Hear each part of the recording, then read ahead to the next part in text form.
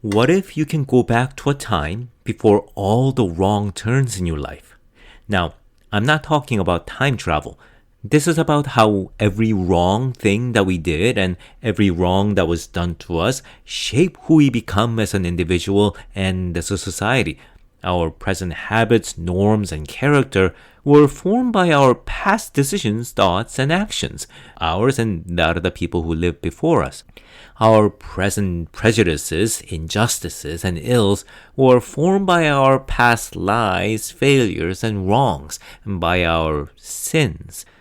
But what would it be like without all of that? What would our lives be like if we were the first of us? That is, what if there were no terrible wrongs done by the past generations and their aftermath that we had to inherit? And what would it be like without all the past wrongs that we ourselves have done so far? Because that is what it would be like to live as the image of God, image that is not distorted or broken. That, according to Genesis, was the life in the Garden of Eden. So, let's explore what that means in this episode. Welcome to What Do You Mean God Speaks, where we explore important ideas, insights, and stories in Christianity for the skeptics who want to understand religion, to the Christians who have questions about their own beliefs, and everyone in between.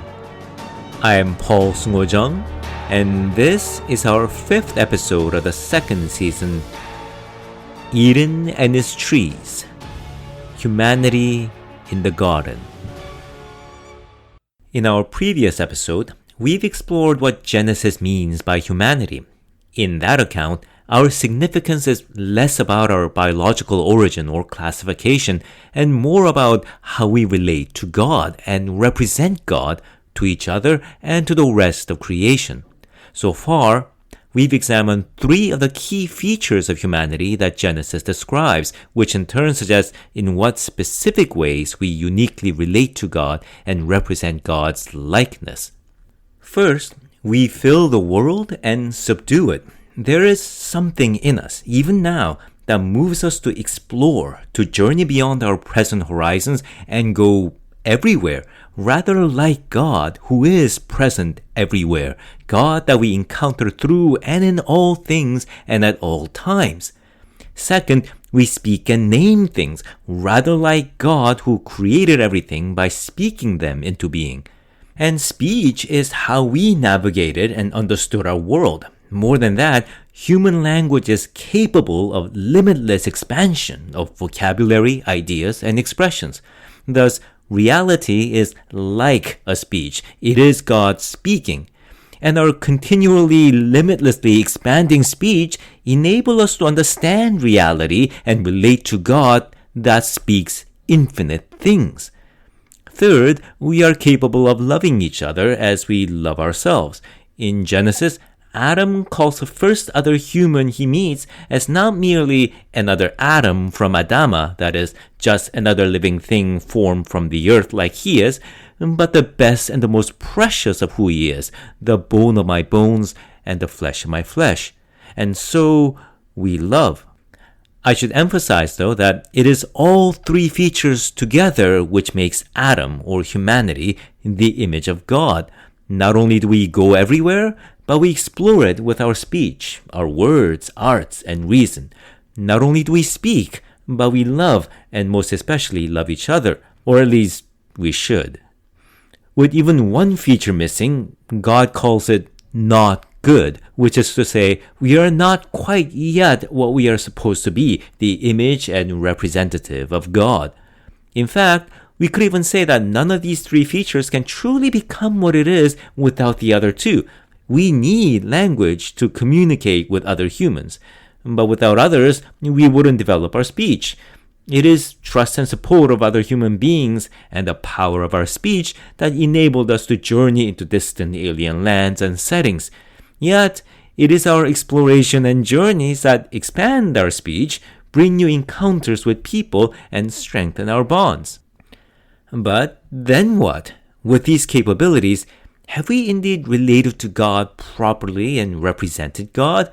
Because though we've lived and worked together, and though we've come to a greater understanding of the world with our language, and though we've filled the earth, our world is in dire straits. Too often, it seems as if we have been an unmitigated disaster to our world. Injustices, murders, and wars mar our history. We've done grave harm to our planet and other living things. And the very words that God speaks to humanity in Genesis, fill the earth and subdue it and rule over all other living creatures, have historically been used by the West to justify the harmful exploitation of nature, the destruction of the environment, and even the extinction of living species, all for the sake of human greed. If we are the image and the representative of God, that God that we represent don't look so great. Yet according to Genesis, the image of God that we now bear is distorted and broken. That means that God's call to humanity to rule over other living creatures has also been distorted from what it is supposed to be. It was to rule as God would, which is, for Christianity, to rule as Jesus would in how he loves his people and serves their needs. In that light, other living creatures do not exist so that we can enrich ourselves by exploiting them. Rather, it's the reverse. We exist so that we can bless them and enrich their existence, so that through us, they may also glimpse what it is like to personally relate to God. Our rule over other creatures is not about our God-given right over them, but our God-given responsibilities for them. That is why the first task that God presents to humanity in Genesis was taking care of a garden. The Garden of Eden. Where was this Garden of Eden? That question has fascinated people for many generations. Now, Genesis reports that a river sprang forth from Eden, which split into 4 rivers: Pishon, Gihon, Tigris, and Euphrates. Now, Tigris and Euphrates are the 2 rivers flowing through today's Syria and Iraq. We don't know where the first 2 rivers are, though. Pishon is described as a river flowing through a land called Havilah, which is rich with gold, gems, and perfume. Gihon is described as a river encircling the land of Cush, today's Sudan and Ethiopia, which would make it the Nile River. But the thing is, the Nile flows from southeastern Africa, whereas Tigris and Euphrates flows from Turkey, and the ancient Hebrew writers would have known this. So, either these names refer to different places, or this account is trying to say something else. Modern scientific account places the geographical region in which the Homo sapiens arose as somewhere in Africa, not too far from today's Ethiopia, in fact. Whether that is Eden depends on whether Adam was a Homo sapien, and we've explored that topic in our previous episode. Other proposed locations, based on the location of the rivers of Tigris and Euphrates, range from southern Mesopotamia, today's Kuwait, to the Persian Gulf, to the Armenian highlands. But leaving aside the puzzle about the physical location of Eden, I say that the meaning of the Genesis account on Eden is fairly clear. Along the rivers of Tigris and Euphrates, the ancient Mesopotamian civilizations like Sumer, Akkad, Babylon, and Assyria emerged. Along the Nile, if that's what the river Gihon is, Egypt arose. And Pishon flows through a land that holds some of the most sought-after trade items in the ancient Middle East. So, rivers are the birthplace of civilizations, and the birthplace of rivers, the spring from which they flow, is in Eden.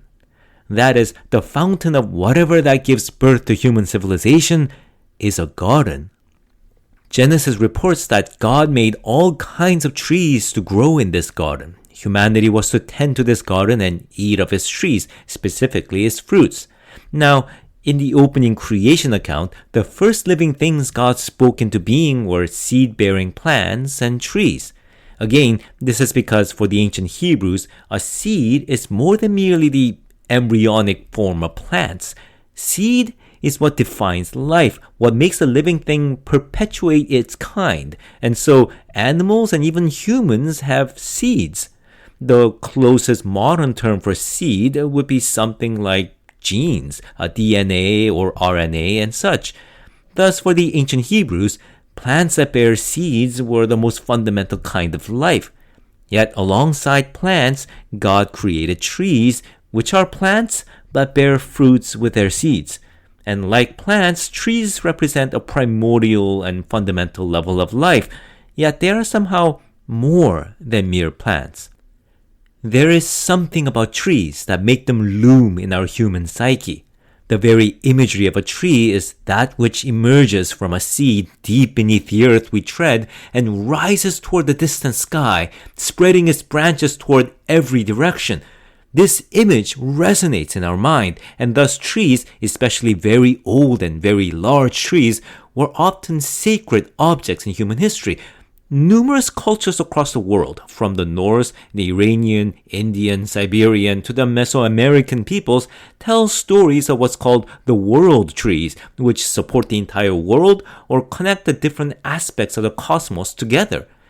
This image of tree is rather like the very concept of life itself, arising from inert matter represented in the Hebrew Bible by the earth and spreading wide toward the boundless and open possibility represented by the sky. This imagery is also like the entire history of life, arising from the deep forgotten past to the unseen boundless possible futures. That may be why, even today, we use the image of a tree to describe the entire evolutionary history of life itself. We even call it a tree, the evolutionary tree or the phylogenetic tree. So, God creates these trees. God first speaks forth light, and with it brings forth a world where things can happen in time. God then speaks forth the sky that separates the waters, and with it, a world where there are different things and realms and possibilities. God then speaks forth the earth, a world where things can have shapes and forms, and then speaks to that world of forms so that it becomes capable of bringing forth seeds and then trees. Then the second account, God brings forth trees to form a garden where creatures that represent God emerges. These creatures are called Adam or humankind. Then God speaks to Adam and tells him that humanity is to tend to this garden and eat from its trees. Now that we again had a glimpse of the sheer scale of what this Genesis narrative of humanity in the garden is hinting at, let's continue. God tells humanity that they can eat of the trees in the garden. Specifically, they can eat their fruits. This word fruit does not itself appear in this passage specifically about eating from the trees in Eden. However, the word does appear in the opening creation narrative where God presents plants with seeds and trees with fruits as food for humanity. Then the word appears again in the narrative in the 3rd chapter of Genesis as Adam eats the fruits of trees in Eden. The word fruit is also an interesting idea. Like the word seed, it means more than just fruits like apples or pears or oranges. Just as seed for the ancient Hebrews was that which perpetuates a particular form of life, fruit is that which life produces. It is what life culminates to. Most simply, fruits are what a living thing produces once it matures. For herbs and plants, fruits are seeds. For trees, it is literally fruits. For animals and humans, though, their young are their fruits, or specifically, the fruits of the womb. But human actions and labor also bear fruits, so that a number of passages in the Hebrew Bible uses the same word fruit to mean rewards and results. And of course, children of the next generation are in a very real sense the result of the lives of the previous generations. These different things are linked together in that single idea of fruit. And this isn't just a quirk of the Hebrew language. This is true in English, and I'd add that it's true in Korean as well. So in this garden, trees, which are more than trees, bear fruits, which are more than fruits, and are presented to humanity who are more than Homo sapiens. Why can't we read all this simply as just a garden with just the trees with man and a woman eating simple fruits? Well, we can. It does mean that too. Just a couple of people living in a garden of fruit trees having a good time. However, it's also more than that because Eden is not just any garden. It is the garden, the first garden, the spring of rivers that give birth to all civilizations, the garden planted by God Himself in the Genesis story, which in turn is the root story of all stories. We'll have to wait until another episode to explore the significance of this unique kind of storytelling that Genesis presents, but for now we need to explore Eden itself further. Humanity is to tend to the Garden of Eden. The idea of garden is that which is between the realms of humans and the realm beyond humans, or in today's terms, civilization and nature. Garden bridges these two realms. Eden is not a forest or a jungle. It is not wild. But neither is it a city. Humanity did not build it or shape it. They do not make the trees grow, nor can they destroy them. And there's one tree that they would have if they could have, which we'll talk about shortly. Now, humankind is the caretaker of Eden. Their task is to work in harmony with creation. Trees grow by themselves, but humans tend to them. They learn and know which trees grow. They learn what things rise from below the earth and spread toward the boundless possibilities beyond the sky. Then they help them grow, and in some way direct how they grow and bear their result. Humanity is to tend to the trees of Eden. And in the immediate sense, the first human couple took care of the trees and ate their fruits.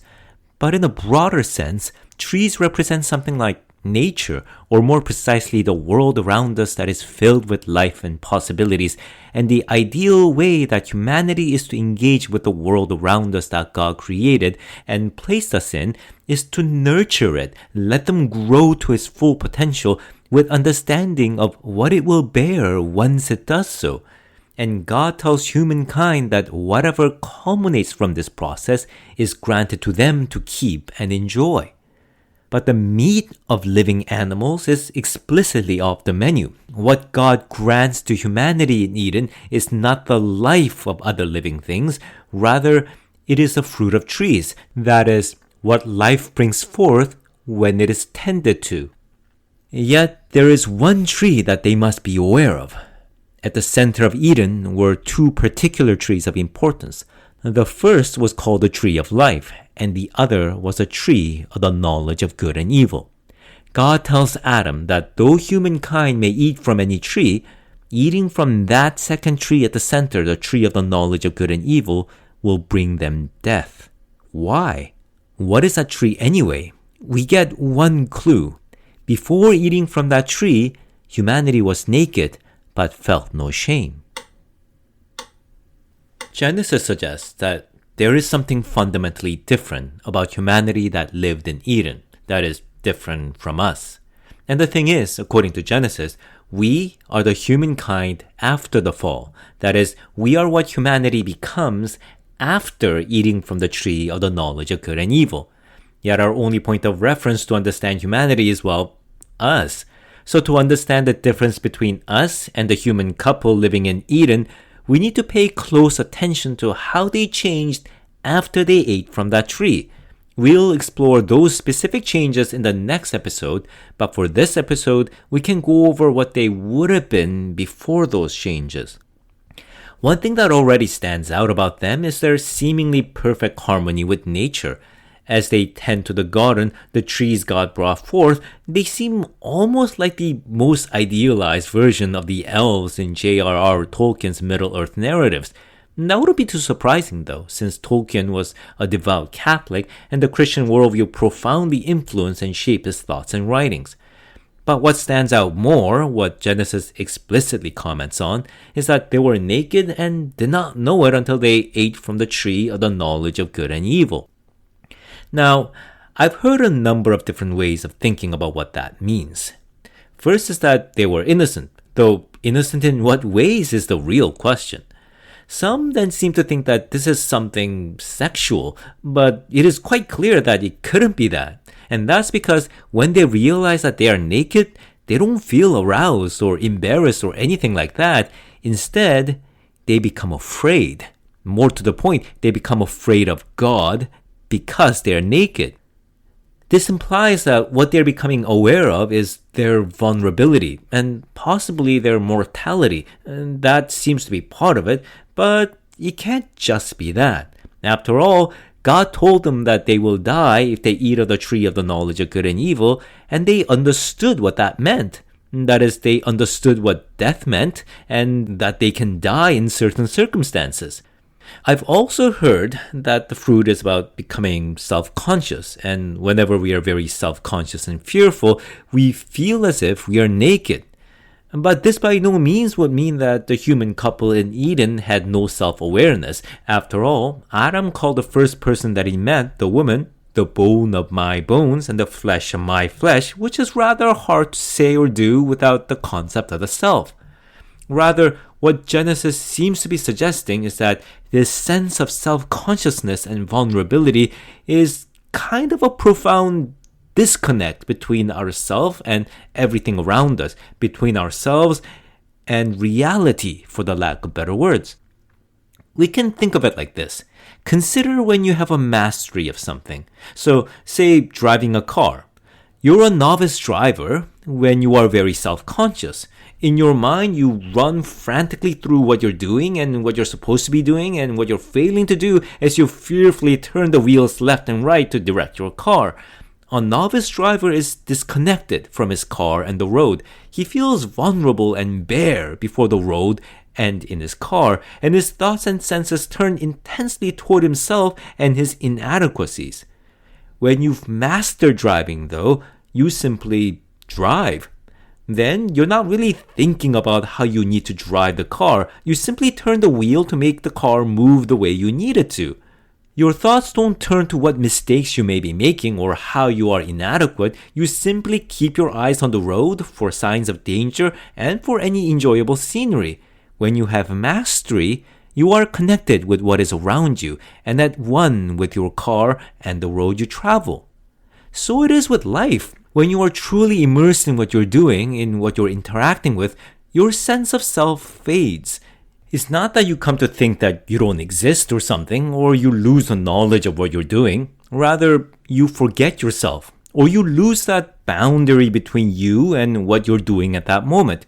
You become one with what you're interacting with. When what you're reading or listening to is truly inspiring, or your work or your hobby is meaningful and engaging, or the person you're with is so captivating, you lose your track of time, your worries and concerns, your sense of mortality and vulnerability. You become connected. You're in the zone. But what if you're like that all the time, in everything that you do? What if this is how you relate to the whole of reality, what you're engaged with at all times? This is how you're engaged to it. What if this is how it is with your work, or the people in your lives, or nature? In fact, this state of mind is often sought after in various religious traditions, in various schools of Buddhism, Taoism, and Hinduism. Reality is God speaking, and humanity in Eden is so meaningfully engaged and connected with God that speaks that they do not feel naked, self-conscious, or mortally vulnerable before God. That is how they lived in the garden, how men and women engaged each other, and how they tended to the trees that rose from the ground and spread toward that boundless sky, bringing forth fruits that God granted them to enjoy. Then, something happened, and they fell from that kind of life. There was one tree that if you eat from what it produces, it would tear you away from that kind of life. And we approached it, reached our hands to pluck its fruit, and ate it. So please join me as we explore the fall of humanity in Genesis on broken trust. Next time on What Do You Mean God Speaks? Thank you for listening, and please continue to support the series by following, subscribing, and sharing this series with others. And you can also support this series by buying me coffee at www.buymeacoffee.com at PaulSOC. The link is provided in the episode description.